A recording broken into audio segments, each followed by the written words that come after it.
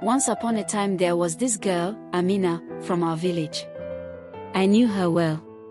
She wasn't the type you'd call extraordinary, but she had this way of making you feel like you mattered. A kind of warmth in her smile.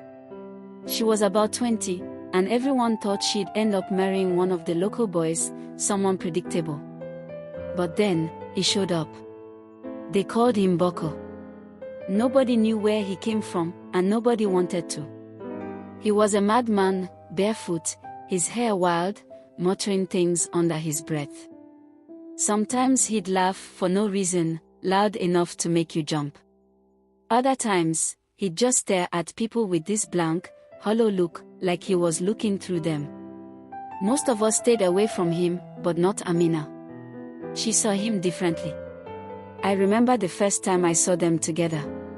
She was sitting by the riverbank, washing clothes, and he was crouched nearby, watching her like a child watching the rain. At first, I thought she'd shoo him off, but instead, she spoke to him, really spoke to him. She wasn't afraid.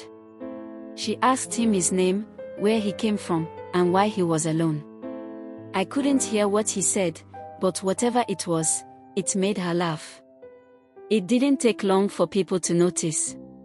They'd see her walking with him in the evenings, bringing him food, or even sitting under the big baobab tree, just listening to his nonsense. Her parents were furious. Her mother begged her to stop.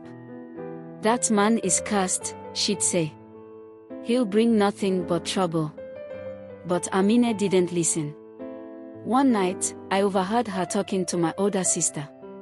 She said Bako wasn't mad, not really. He told her about his life before.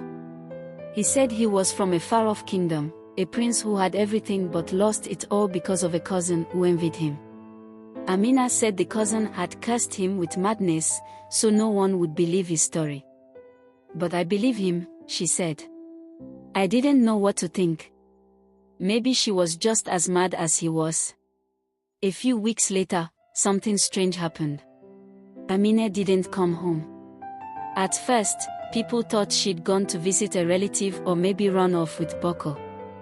But when the days stretched into weeks, her parents started searching. They found nothing. The last person to see her was an old woman who lived on the edge of the forest.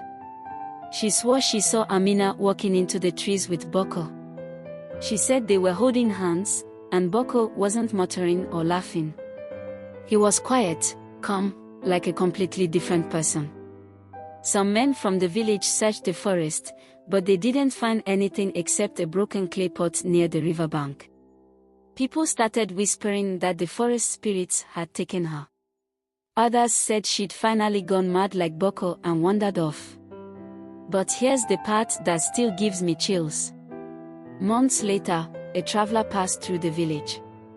He said he came from a kingdom far to the east, where a young prince had just reclaimed his throne after years of living in exile.